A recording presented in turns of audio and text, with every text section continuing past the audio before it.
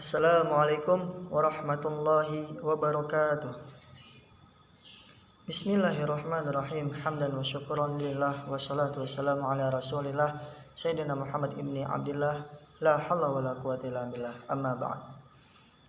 Kepada yang terhormat Bapak Muhammad Nurul Haq LC MPDI selaku dosen pengampu mata kuliah Hadis Tarbawi pada semester 3 kali ini.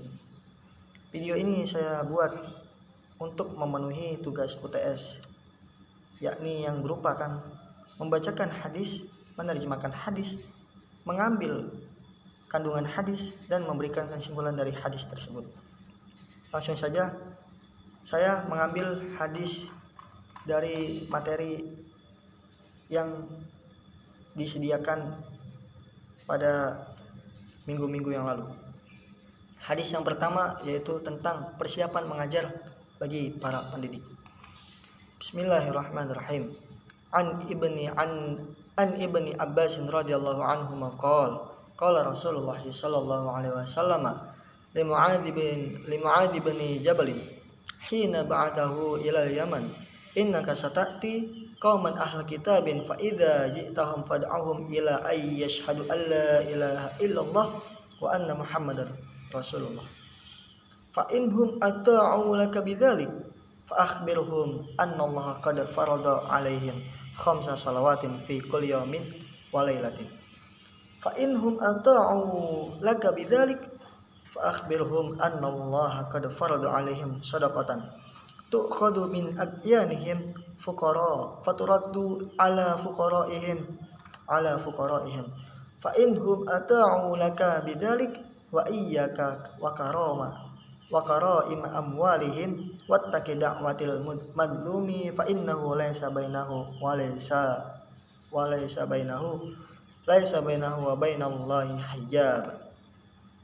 Dari Abu Ma'bad sahayanya Ibnu Abbas radhiyallahu an berkata, Rasulullah sallallahu alaihi wasallam berkata kepada Mu'adz bin Jabal radhiyallahu an ketika beliau mengutusnya ke negeri Yaman, sesungguhnya kamu akan mendatangi kaum ahlul kitab. Jikalau kamu sudah mendatangi mereka, maka ajaklah mereka untuk bersaksi tidak ada ilah, tidak ada Tuhan yang berhak disembah selain Allah, dan Muhammad adalah utusan Allah Subhanahu wa taala. Jikalau mereka telah menaati kamu tentang hal itu, maka beritahukanlah mereka bahwa Allah mewajibkan bagi mereka sholat 5 waktu pada setiap hari dan malamnya. Jikalau mereka telah mentaati kamu tentang hal itu, maka beritahukanlah mereka bahwa Allah mewajibkan bagi mereka zakat yang diambil dari kalangan orang yang mampu dari mereka dan dibagikan kepada kalangan-kalangan yang fakir dari mereka. Jikalau mereka mentaati kamu dalam hal itu, maka janganlah kamu mengambil harta-harta terhormat dari mereka, dan takutlah terhadap doanya orang yang terdolimi karena antara dia dan Allah, karena antara orang yang terdolimi itu dan Allah tidak ada hijab atau tidak ada pembatas yang menghalanginya. Hadis ini dapat disimpulkan bahwasanya jikalau ingin menjadi seorang guru, jikalau ingin menjadi seorang tenaga pendidik, maka harus mempunyai persiapan, harus mempunyai perencanaan yang begitu matang. Karena persiapan itu ialah suatu perbuatan atau tindakan yang terencana oleh seorang guru yang memberikan sejumlah ilmu pengetahuan kepada setiap muridnya, entah itu di sekolah ataupun yang di luar sekolah. Persiapan mengajar ini ialah salah satu bagian dari program pengajaran yang memuat satuan bahasa untuk disajikan dalam beberapa kali pertemuan atau tatap muka. Persiapan mengajar ini juga dapat digunakan sebagai dasar untuk menyusun rencana pembelajaran dan sekaligus sebagai acuan guru dalam melaksanakan kegiatan pembelajaran yang lebih terarah, lebih berjalan, yang efisien dan efektif. Oleh karena itu, seorang guru harus mempunyai komponen-komponen yang harus disiapkan. Antara lain, Yang pertama, komponen tersebut ialah tujuan pembelajaran. Yang kedua, materi pengajaran, materi yang ingin diajarkan oleh murid tersebut. Yang ketiga, cara atau metode pengajarannya. Yang keempat, media pembelajaran. Dan yang kelima adalah evaluasi. Dilanjut dengan hadis yang kedua tentang kewajiban menyelenggarakan pendidikan. Bismillahirrahmanirrahim. Talabul ilmi faridatun ala kulli muslimin. Menuntut ilmu itu wajib atas setiap muslim. Hadis riwayat Ibnu Majah dari sahabat Anas bin Malik radhiyallahu an, yang disahihkan Al-Albani dalam Sahih Al-Jami' As-Shaghir. Hadis ini menunjukkan bahwasanya Islam mewajibkan kepada seluruh pemeluknya untuk mendapatkan pengetahuan, yaitu kewajiban bagi mereka untuk menuntut ilmu pengetahuan, untuk menuntut ilmu pengetahuan. Dan Islam menekankan akan pentingnya pengetahuan dalam kehidupan sehari-hari, dalam kehidupan manusia. Karena jikalau tanpa pengetahuan, niscaya manusia akan berjalan mengarungi kehidupan ini seperti orang yang tersesat, yang implikasinya akan membuat manusia semakin terlunta-lunta kelak di hari akhirat nanti. Dilanjut hadis yang ketiga, yaitu tentang seorang guru harus mempunyai sifat kepribadian masing-masing. Yang pertama, seorang guru harus memiliki sikap yang adil. Yang kedua, seorang guru harus bersifat tawadu. Yang ketiga, seorang guru harus mempunyai sikap yang toleran dan bijaksana. Dan yang keempat, seorang guru harus bisa menyampaikan ilmu tersebut kepada para murid-muridnya. Dan ilmu ini mempunyai hadis tersendiri, yaitu Bismillahirrahmanirrahim.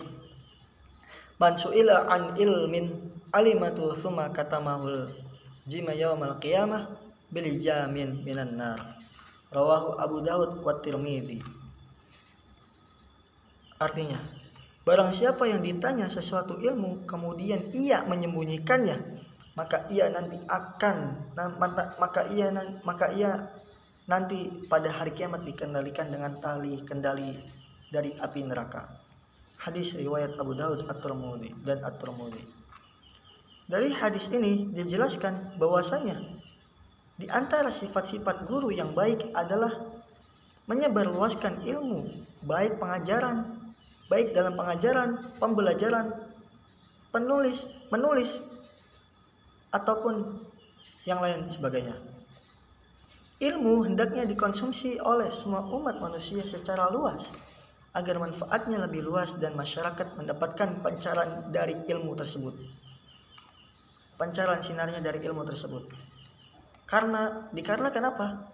Karena menyampaikan ilmu adalah hukumnya wajib dan menyimpannya merupakan adalah perbuatan yang dosa.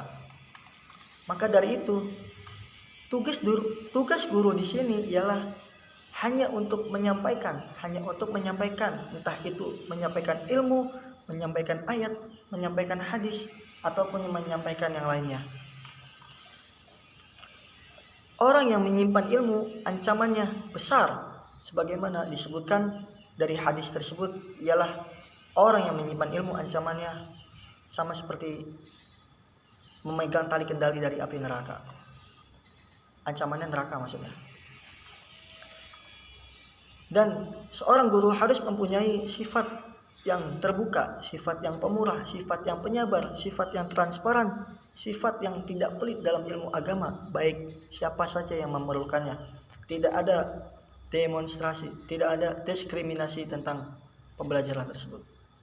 Ilmu yang diajarkan dan diberikan kepada orang lain justru akan lebih manfaat dan akan makin bertambah dan tidak akan habis. Maka dari itu, jadilah kamu sebagai guru yang mempunyai sikap penyabar dan istiqomah untuk mencerdaskan pemuda-pemuda pada generasi yang sekarang ini. Kesimpulan dari 3 hadis tersebut ialah sebagai seorang muslim kita wajib untuk menuntut ilmu dalam pendidikan, karena menuntut ilmu itu ibarat kata seperti orang yang sedang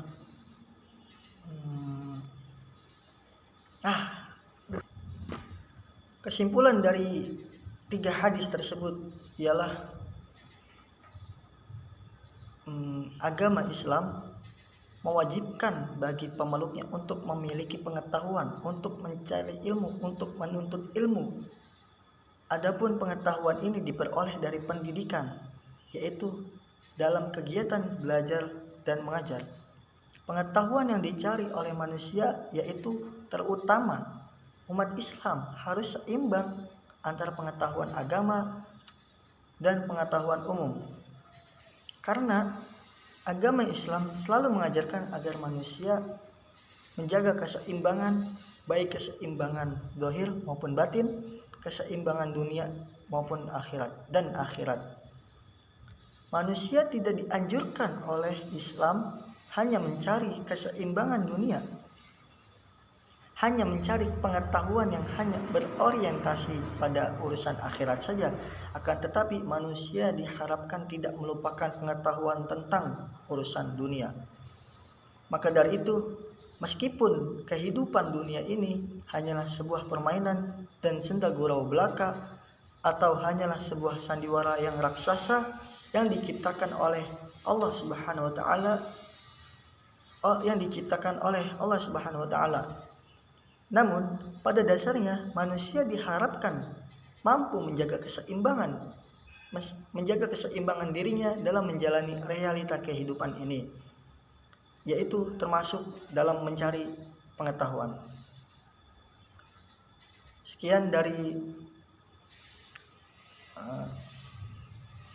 Sekian yang saya sampaikan, kurang lebihnya mohon maaf.